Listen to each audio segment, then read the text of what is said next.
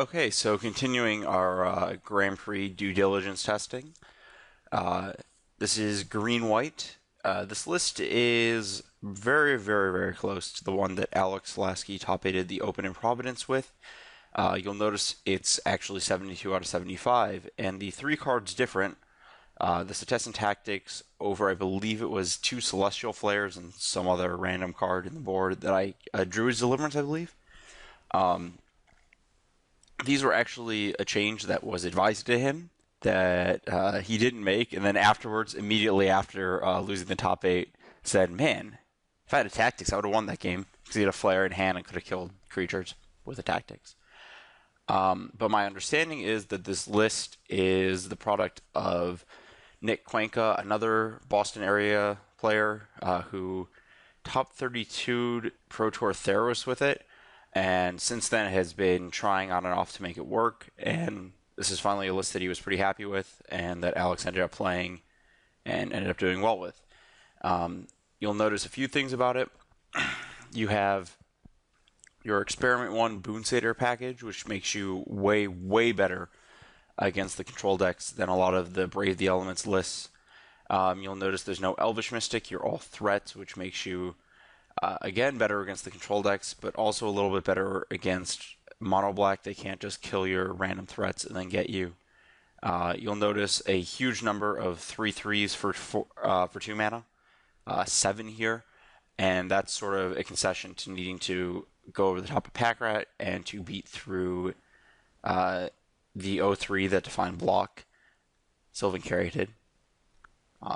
Banishing Lights, because you do need a way to kill bigger creatures. You'll see 7 ways to kill a Desecration Demon, and that was definitely one of the big issues of the deck before, was you could not really fit more than the 4 Selesnya Charms to beat Demons and Pelucranoses. Now you have enough answers. Soldier of the Pantheon is pretty clutch against a lot of the smaller aggro decks. It's also worth noting, by the way, that Banishing Light handles a Master of the Waves. Again, shoring up weaknesses the deck had had in previous cases. And then we have a Johnny, which is another thing that's really important against a lot of the mid-range decks. It gives you a lot of push in the sort of early mid-game, like the turn 4, turn 5, turn 6-ish range. That's actually very difficult to deal with. 2 mana Confluence, you don't need a ton. You don't really want to have a ton against Burn. Temple of Plenty, because you can play a late game. Your cards are generally powerful. You have things like Boonsater and Fleecemane Line that do scale up. And a bunch of basics, because you get to. Your lines get to come into play untapped. Awesome.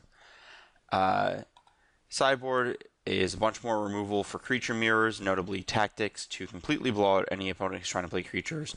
We have Courage, again, the smaller, more aggressive creature decks, and against Mono Red Burn.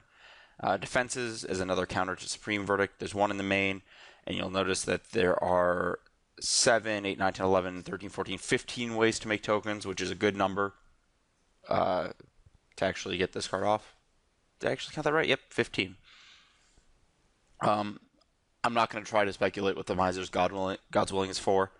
It's a powerful card, but I'm assuming that this is kind of against specific matchups like Control, you do want to shave specific cards, that aren't necessarily as good in the matchup. And this is just a way to get your opponent and get a good tempo positive play in a scenario, because everyone is loading up on 3-drop removal spells, because those are the ones that are actually capable of killing everything you need them to. Overall, the list seems pretty straightforward. I'm interested to see if it can actually tangle with the larger green decks, or whether it's just something you have to discard because you can't really beat those. Also interested to see if I can ever beat a Blood Baron of Vizkopa.